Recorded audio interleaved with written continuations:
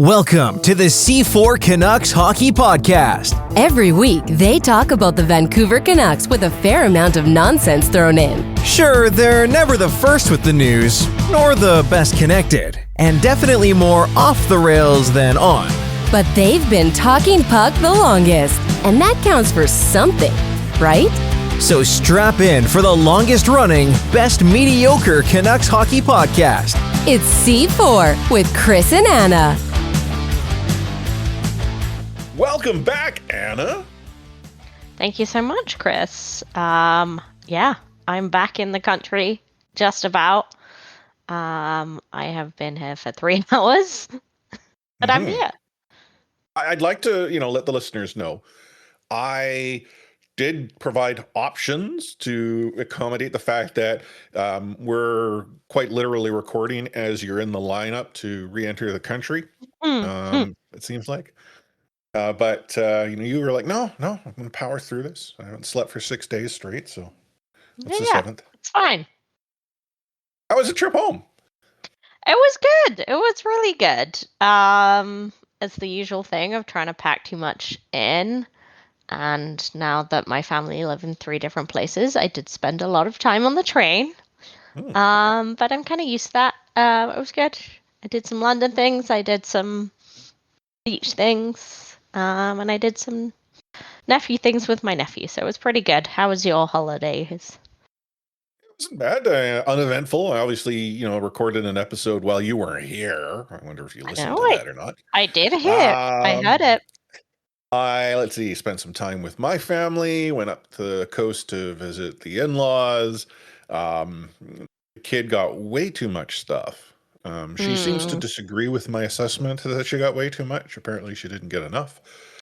But overall, it was a good Christmas. Good to hear. Yeah. Speaking of the last couple of weeks, though, not so good for the Vancouver hockey teams we cover. Suffice to say, neither one got what they asked for from Santa, or alternatively, failed to send Santa a list, and therefore Santa did not oblige on what he did not know they wanted. I'm not entirely sure which one is which. But you and I are going to do a speed recap over the last couple of weeks and rewind. We'll talk about some other things that have transpired since you left. I don't know if you know this, but the Vancouver Canucks are without a captain because, stuff happens. Yeah. I mean, just before I left the country, that happened. Mm-hmm. So, so we'll talk about that, get some of your thoughts. Vancouver Goldeneyes are still doing their thing. Unfortunately, Anna, I got some bad news. They are no longer undefeated at home. Yes, I had this much. But I got some good news. They're no longer winless on the road. So, again, swings and roundabouts. It's a mixed bag for both teams. Yeah. Anywho, so we'll get into all that. Let's see, Olympic rosters have been announced. Oh, man, there's just so much you and I get to talk about. And we'll see how long that we go until such time as you just get caught snoring on mic. So without further ado, let's dive into Rewind. So we'll speed round this. I'm going to start with the Vancouver Canucks simply because they got a bunch of games. They got things underway since I last recorded a show by losing to the Philadelphia Flyers 5-2. They then went on to lose to the San Jose Sharks 6-3. Guess what? They got a win in a shootout 3-2 against Seattle. It seems the Vancouver Canucks plan right now is to get wins as you get to the shootout because their goaltenders are near impenetrable.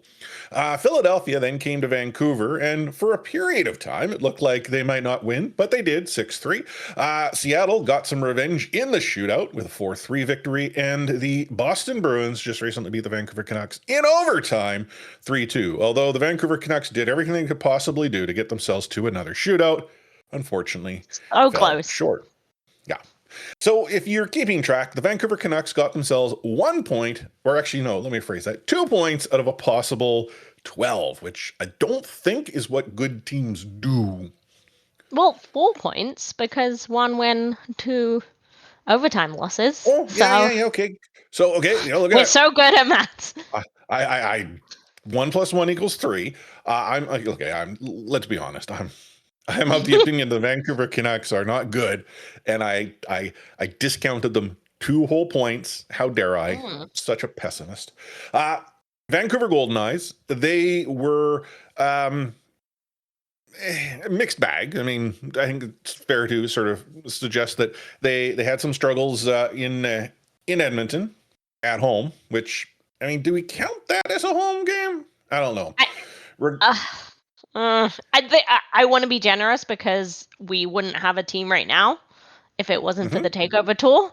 But at the same time, no, I don't want to I don't want them to keep doing this. But they did lose to the Minnesota Frost in Edmonton. They then went into New York, and actually Newark. I say New York, but Newark, losing to the New York Sirens 2-0. And then they went to Detroit to take on the Boston Fleet. And instead of losing, which is sort of what was looking to be the result, stormed back in the third period to win 4-3. Yeah. Which, of all of those games, Canucks and Goldeneyes, the most excitement was definitely that Goldeneyes win over the Boston Fleet. Yes, and it's the only game I've seen nothing of because it all happened within the last 24 hours. So I have seen part of the highlights of the Canucks Bruins. So, which wasn't as exciting. Yeah, it's fun that you kind of got rid of the voodoo of the road win. I think that's a positive thing. I do think a few of the losses, especially the one against the Sirens, really were pretty good losses. Like Goldeneyes looked pretty good in that loss. Even though the narrative is they've lost to New York again and got shut out, but hot goaltenders, man. Yeah. Oh, yeah. I think it would be fair to suggest that both the Goldeneyes as well as the Canucks in their recent losses have actually looked for long moments of those games as being a good team playing good hockey. The Goldeneyes, it's a chemistry thing. I think the ladies are now starting to gel. We're seeing that chemistry develop in those sort of earlier games. There was a lot of either sort of do it myself or put the puck to a space I think someone might be at, but I'm not entirely sure. We're seeing less of that. Whereas with the Vancouver Canucks, the young kids don't understand that they're supposed to lose and play bad hockey. I kind of feel. That's an interesting way to look at it. And I do wonder, controversial opinion, but if the Goldeneyes are probably doing better chemistry-wise because of Sarah Nurse being gone, because she, masks a lot of issues by being just a complete superstar. They might have a couple more points, but I wonder if it's long-term better for chemistry. Yeah. I don't know. The Canucks, it's more like if they're losing, and playing well, that's fun. Unfortunately, they're still. We don't want or need any more loser points, but yeah. I will continue to enjoy Liam Ogren doing fun stuff in shootouts and Zeev Boom doing other cool stuff, but yeah. Some big news in the Goldeneyes front. You'd already mentioned Sarah Nurse still on LTIR, but on LTIR was also Nina Judd-Smith. She has been activated. So it's good to see her get into the lineup. Does make a subtle difference into the Goldeneyes. Not as significant as Sarah Nurse, to your point. Definitive superstar. But I'd like to think that Vancouver is getting to that point where we could probably see them start to push the opposition more consistently, being a more cohesive unit, a more aggressive unit, one that is not, I don't want to say relying on younger players who are being elevated sort of beyond their capability. Katie Chan, for instance, has played extremely well. Getting the minutes that she has, but I think she's also getting this opportunity by playing well in a situation that was handed to her through the injury of others. So again, I feel that the Vancouver Goldeneyes, their outlook is looking positive. Yeah. In development, but positive direction. Correct. Now, the Vancouver Canucks. There's some lights to be shone on some players like Zeev. Kid's got some swag. I don't know if you heard or saw any clips of his time on After Hours, but really well spoken. He came across as confident, but not to the point of arrogance per se. Though they brought up the whole conversation that he allegedly had with Connor Garland, where the world champions last year, he said, "Hey guys, you know where I've never lost one of these." But Marco Rossi was looking good until he got placed on the IR. Retroactively, he's LTIR from prior to the holidays. I'm trying to think who else. Ogren. Oh, this kid has got some hands. He's like deadly in the shootout. Yeah, he unfortunately got stopped in the most recent one. But that said, Vancouver Canucks don't score a whole lot of shootout goals. They just have goaltenders who make a whole lot of shootout saves. Yes. And what Lankinen is doing in the shootout is it has to be remarked upon. It is super impressive. To be on the streak he is on. When I saw that Canucks lost in the shootout, I was waking up to that, and then I was like, please let Demko be in net, because I didn't want the streak to go away. I saw people were even suggesting to throw Lankinen in cold. Yeah, just lights go out, Lankinen's music hits the sound system. What would Lankinen's music be? If NHL goaltenders had walkout music, what would it be? I just don't know. He seems normal as far as goalies go, but he can't be because he's a goalie. There must be something weird about him. We just haven't figured it out yet. Yeah. But Demko is fallible. He made 2 good saves and then unfortunately got somewhat undressed on the actual goal. We can't say that about Lankinen because he doesn't let shootout goals in ever. No. As far as I'm concerned, he has never lost in a shootout. Don't hold me to any facts that might suggest otherwise. That's pretty much true. But talking about the shootout when it comes to the Vancouver Canucks, it is so apparent that if they get to overtime, their goal is to burn 5 minutes without making any mistakes or potentially shooting the puck and therefore giving it back to the other team so that they can get to the shootout. John Shorthouse, drew that up in the last game against the Boston Bruins. Yeah. I mean, Canucks had 1 breakaway chance and it ended up with a goal against. The OT is not only poor, you kind of wouldn't blame them if they're taking risks in OT and losing, but that's not what's happening. No. Yeah. No, it's get the puck, skate it from blue line to blue line in large circles. Occasionally make it look like you might try to press ahead, but then change your mind and reset.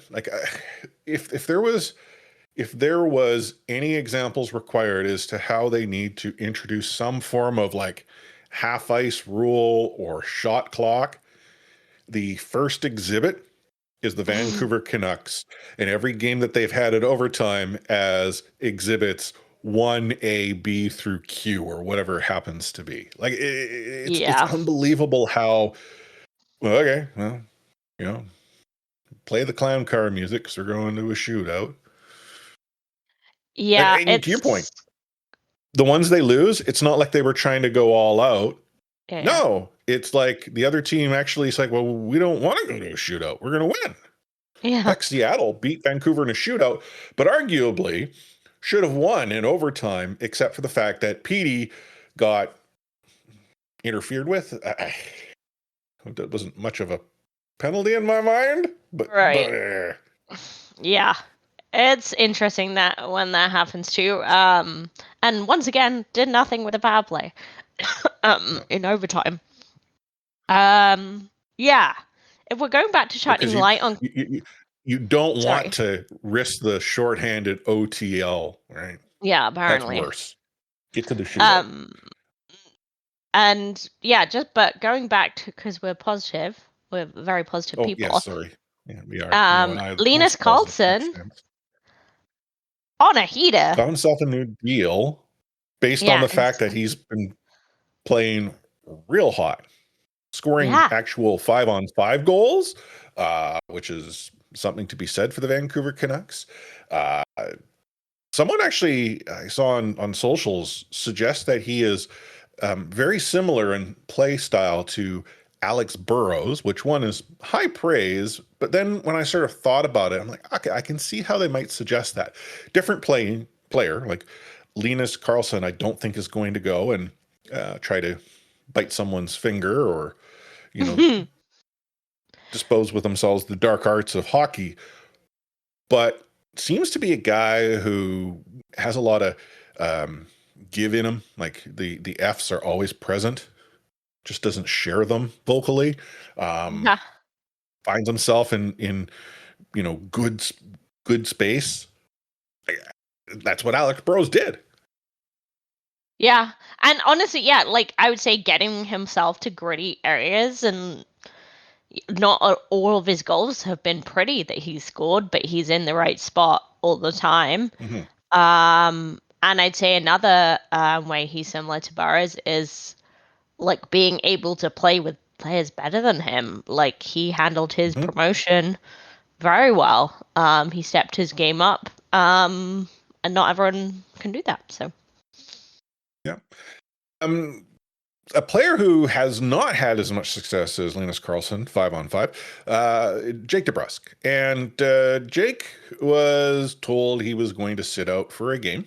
Ended up going to the press box when the Canucks were taking on the Kraken. I understand why Jake might go to the press box. I don't feel veterans should be given a full pass. I question why him over some other players, one of which I think you and I quite clearly aren't too keen with. Um, there's some suggestion that the Canucks might be doing this to encourage Jake to look for greener pastures as part of the hybrid rebuild that mhm. the team is going through. Others are just suggesting, nah, guy needs to, better understand his role and what he needs to do. To Jake's credit, stood with the media, answered all the questions. Like, presuming he sticks around, I feel if you need someone to get in front of the cameras and the microphones, you slap a C on that guy. I'm not suggesting he is the captain, Mm. but you need, like, let's be honest. Quinn Hughes never really gravitated to being that guy. That wasn't the way he wanted to sort of lead the team. I think his leadership was on the ice and potentially in the room that we never know about, whereas Jake DeBrusk is well spoken. He faces those tough questions. He answers them. But it's hard to Yeah, do when you're in the press box. yeah. And I will say, like, yes, I don't think necessarily he deserved it over other vets, but you can't be scratching several of them. And I think he's a good choice in terms of visibility, and he clearly handled it well. I mean, Evander Kane complained when he wasn't getting enough minutes, so who's to say what he would do if he was scratched? Like, he'd be very Maybe vocal. ask for a trade. I mean, that wouldn't be a bad thing. Yeah. Just I don't know, who out like, there is willing to take him on. that's the thing. And that's another part of it too, is just like, you're not gonna scratch Kiefer Sherwood, are you? Like, I mean, not that he deserves to be scratched either, but like, you're not gonna scratch someone you're trying to showcase for a trade. Mm-hmm. Um, Well, but in fairness, Jake's got something that Kiefer don't. So before you showcase Jake, you kind of have to get him in the mindset to waive his yeah, rights Well, but that's the thing. Like, I don't think they're necessarily. I think they do like his leadership, and they're not necessarily trying to move him out unless the deal is good, and maybe they have that conversation then. But yeah, I think in terms of visibility and player attitude, it was definitely they thought it could be a positive step, and you Mhm. could. He's definitely one of the people whose play has dropped, and like it's hard to put like Petey. He's just come back for an injury. He hasn't played that well since, but he's sort of slowly getting back there, and it doesn't feel the same. Yeah, he's at the same point. But yeah, There are a few who suggest Brock Besser needs to be yeah, sent and up to the press box. I have. Though I just want to point out, a friend of the show, Patrick Johnston, has shared that it's his opinion Brock's dealing with something, likely an injury, should be shut down to get it right. Now, I don't know when he says shut down if he's talking like long term, Yeah, but for the year. maybe some time off to get fixed. Like, when you were away, PJ casually shares that the Vancouver Canucks weren't supplying the NHL required standard of medical professionals for the team, and then in turn was not the team wasn't paying for what they're supposed to be paying for. Which, again, I'm not trying to paint the brush here that the Vancouver Canucks are the reason why their players get injuries that are day to day, and suddenly like forward where Foot's like, yeah, I think you might be done. Like how you go from day to day to done Yeah, is nuts. But that's the thing. you Like, know, we have no idea if there actually is any connection here, but it doesn't look good. Why would you give people that opportunity to speculate?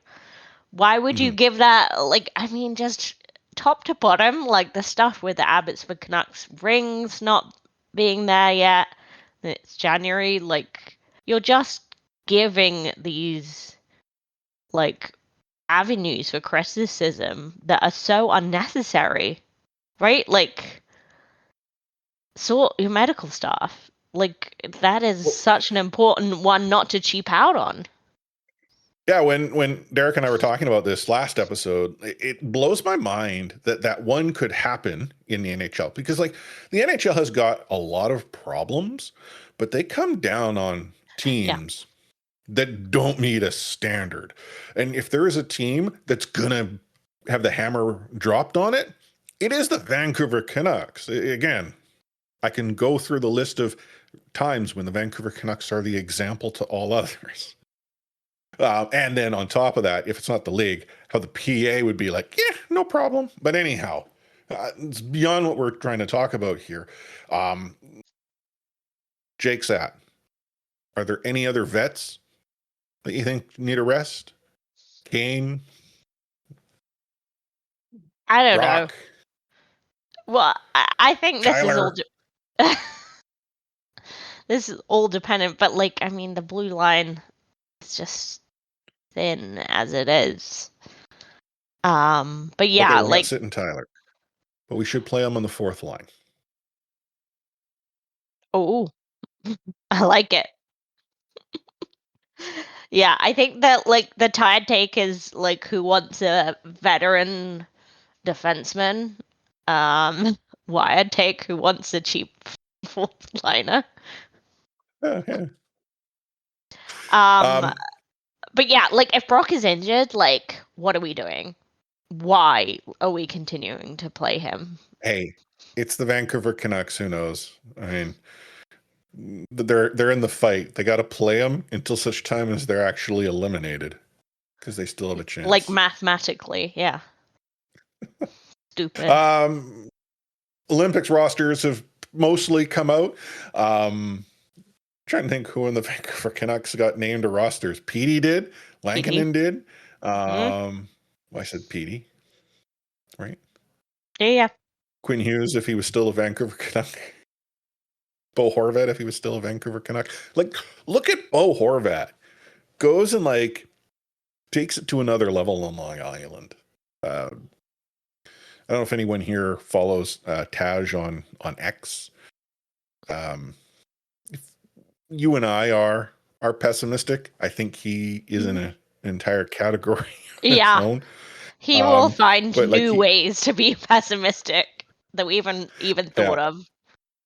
But he had referenced how look at all these players who leave Vancouver and suddenly like get a light shone on them and perform, beyond where they were in Vancouver. Not entirely sure how you explain JT Miller, but maybe the answer is JT Miller. I don't know. Yeah. Also, I think Bo got injured like immediately after being named. He did, and when I last read it, sounds like he's just going to be out for about a week, and it shouldn't impact his inclusion on the Olympic roster for that's good. He for deserves Canada. that. Speaking of not Olympics but World Juniors, I believe Canada just lost to Czechia. Means they're going to be facing was it Finland for the bronze medal game? I can't remember who lost the first game. But anywho, you and I are going to take a short break. You're listening to the C4 Hockey Podcast, brought to you by Anna, Chris, and Craig. Take hitting out of the game. You can't hit anymore, so don't do it. The unsportsmanlike conduct, I want to get an explanation on that. No kidding. Because how do you get suspended for unsportsmanlike conduct? Plus interference. There's no interference there. He had the puck. Now, Madison never ever did that before. Now, why did he do it? And that because he was mad. Well, your early favorite for the Calder Trophy, that's for sure. Elias Pettersson, you might even say your early favorite for the Hart Trophy. Just to get back to your question, Elias is going to play plenty. He's going to get a lot of power play time. And yeah, I'm concerned about our offense. We lost 200-point players, and we've got to find a way to score. I can't believe you didn't say hi to Craig upon your return to the show. Do you only acknowledge Craig's existence when I bring Craig up? Yeah, you're supposed to lead the charge on that, actually. So I think it's your fault. Okay, well, I will accept blame in this one instance only.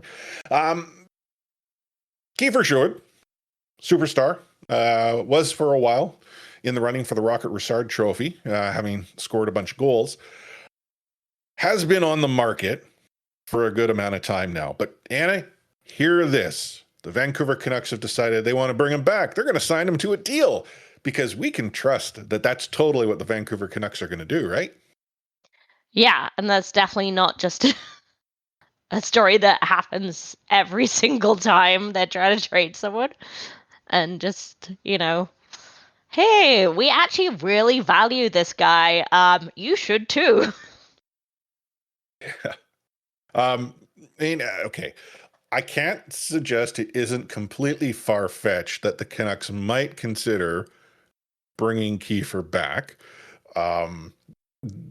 This team as this organization over many, many years has done wild and crazy things that don't necessarily conform to what one would define as sane decision-making.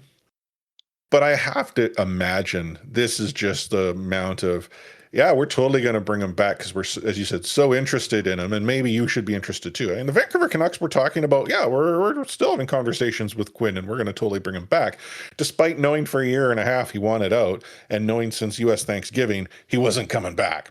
But we totally want him to come back. Now, I'm not suggesting you don't go and share those conversations, like you don't want to publicize because you obviously need to keep some things close to chest when it comes to negotiations. But Kiefer's got to go, right? Like I'm not saying I don't like him as a Canuck. I do, but I feel he brings in much better value as not a Canuck. I mean, that's the best way to put it. Yeah, because even this hybrid retool, whatever they're doing, they got to do something, and it can't just be Quinn. Like that can't be it. Use the HIV lane. That's all it is. Yeah. No, like I'm still of the opinion everything is for sale. Everyone is for sale. No offer ignored. I appreciate not all players will give you the value that you probably want in return. I don't necessarily subscribe to the theory that Edie is an untouchable. I really don't want to see him play for another team. But if the Vancouver Canucks are truly rebuilding, if you get a reasonable or greater offer for a player like Elias Pettersson, you have to consider it and approach the player with it. Brock Besser, same vein. Jake DePrusk, we sort of talked about in Rewind. Like, again, Demko, Edmonton might be in the market for a goaltender again. I'm not suggesting They didn't solve their problems.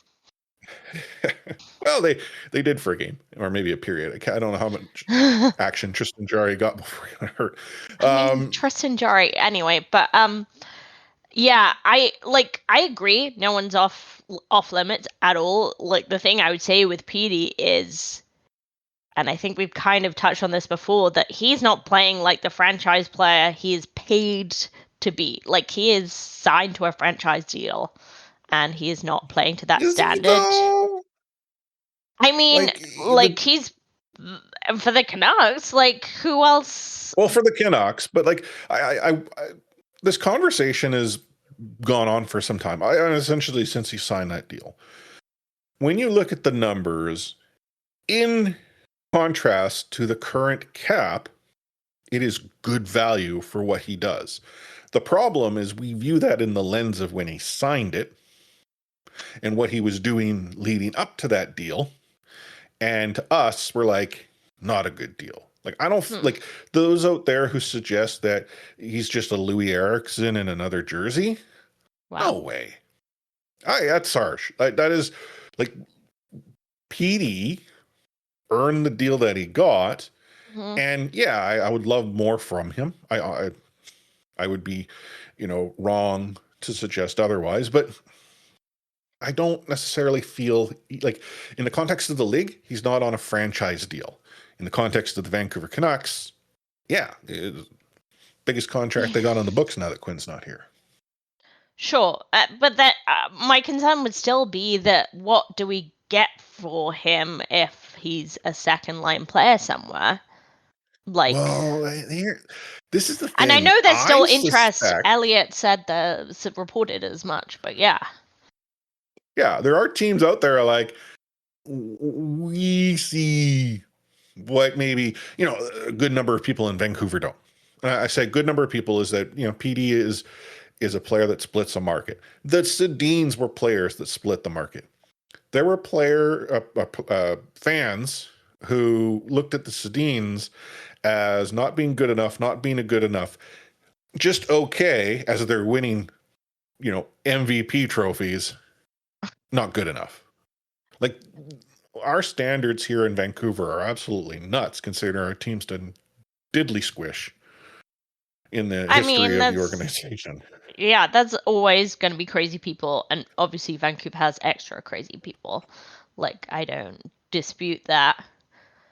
Yeah, like, as I say, I'm open to a deal. I'm just skeptical at this stage, like, his best value. Like, I think his best value is still with the team.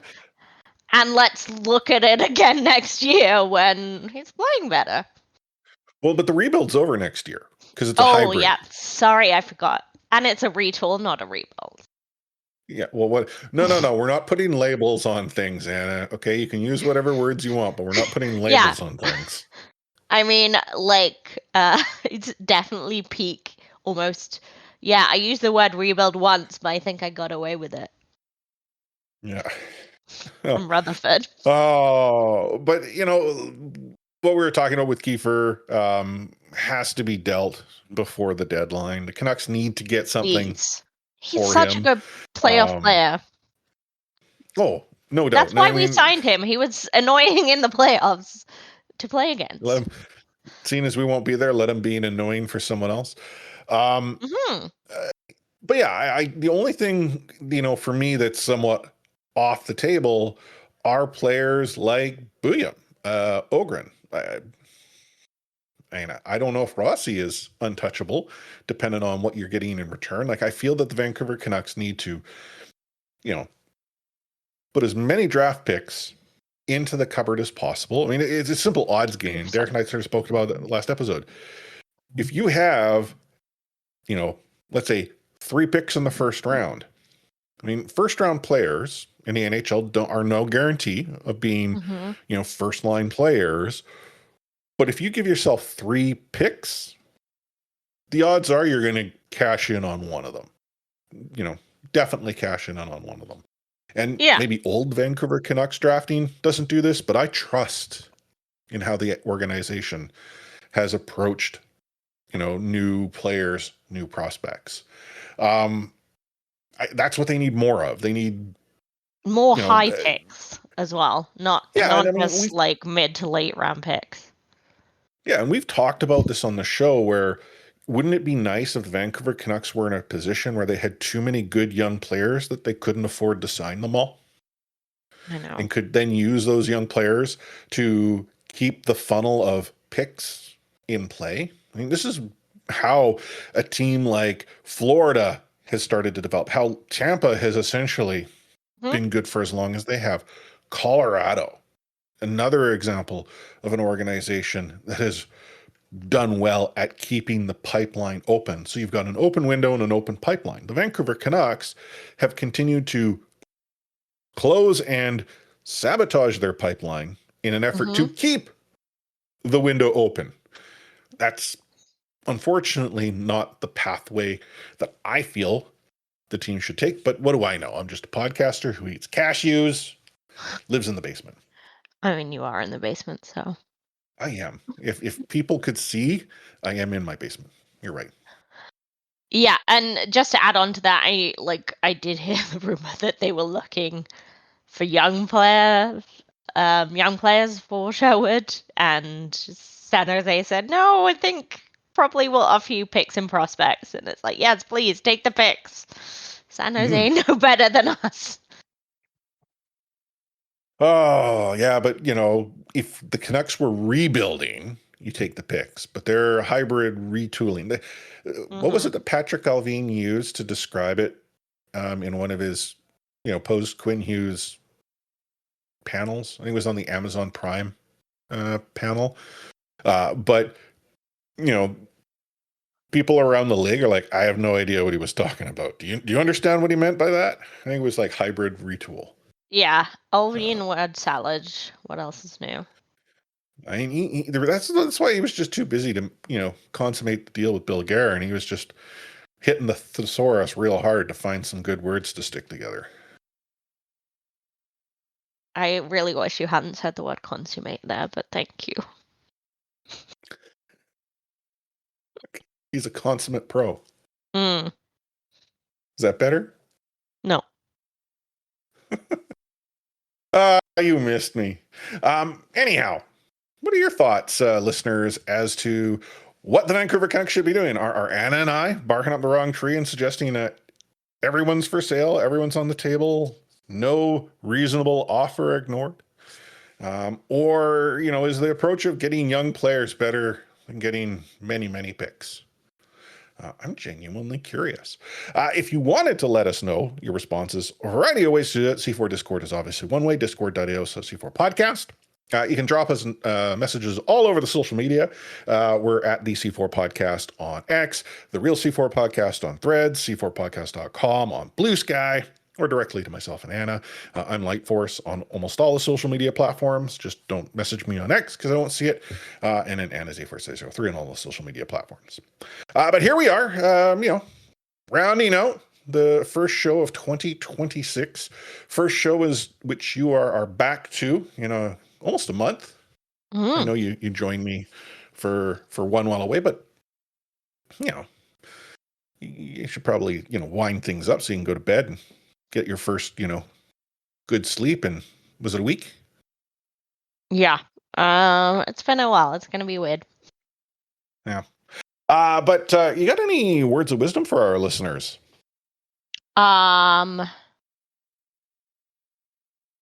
Words of wisdom. I don't know. I feel like I'm fresh out of wisdom. I think I dropped my wisdom somewhere over the Rockies when the plane was shaking about so much. I think I lost it overboard. Okay. Well, I have some words of wisdom for our listeners. One of the things that people often do going into a new year is to set some New Year's resolutions. I am no different. I've done this in the past, and I've always found that I've struggled with resolutions because I'm a firm believer in setting the big, hairy, audacious goal, the BHAG. The problem with the big, hairy, audacious goal is that as much as it's a big target to hit, it's the getting there and the journey that you have to take to make it happen is a long one. So my recommendation to anyone who might have set a resolution is a goal in sight. Break it down into as many small, manageable pieces as you can, because then you could check those off. And one of the things that I was reading about is if you were to go and create even a chart just to show all of those incremental gains over time, it helps reinforce sort of the progress you're making and recognizing how much closer you are to that goal than where you currently are, which is how much further do I have to go? And who doesn't? Who doesn't love a chart, especially one that's color coded? Yeah, I mean, I was actually looking at some gel pens. There's a pack, different colors, and nice. Yeah, I didn't actually pull the trigger and buy those pens, but I was looking at them because in my mind I'm like, oh, it's totally something I'm not gonna do. It's like that good idea, but like, really, do I do it? And like, I have pens around here. Let me start, and if I need to, upgrade. Yeah, gel pens are a throwback. I love that. If you reach this point of the show and you're like, hey, you know what? I want to recognize everything that Anna and Chris do. I want to throw a few bucks their way, maybe buy them a pint. You can do so by going to buymeacoffee.com/C4podcast. Buy me a coffee, otherwise known as Buy Me a Pint. And you can drop a few bucks as a one-off our way. We use that money to buy pints if and when we ever get together to do so. And I actually, one of my resolutions is go for drinks with Anna. So great resolution. Just to show how close we're getting to that, but we should probably set a date, make that happen. If though you want to support the show more frequently, you can actually commit to being a supporter at $5 a month or $50 for the entire year. That's Canadian. And then in turn, we use that money to essentially keep the lights on, pay for the hosting service, the website, domain, all that jazz. That's the administrative costs. Helps reduce what Anna and I split to cover the bills. And all of that is always, always appreciated. If you want to find our entire back catalog or what's there, c4podcast.com. But on behalf of Anna, our robot Craig, who does all the recording, and me, Chris, I'm going to sign off this episode with the magic words of "We out."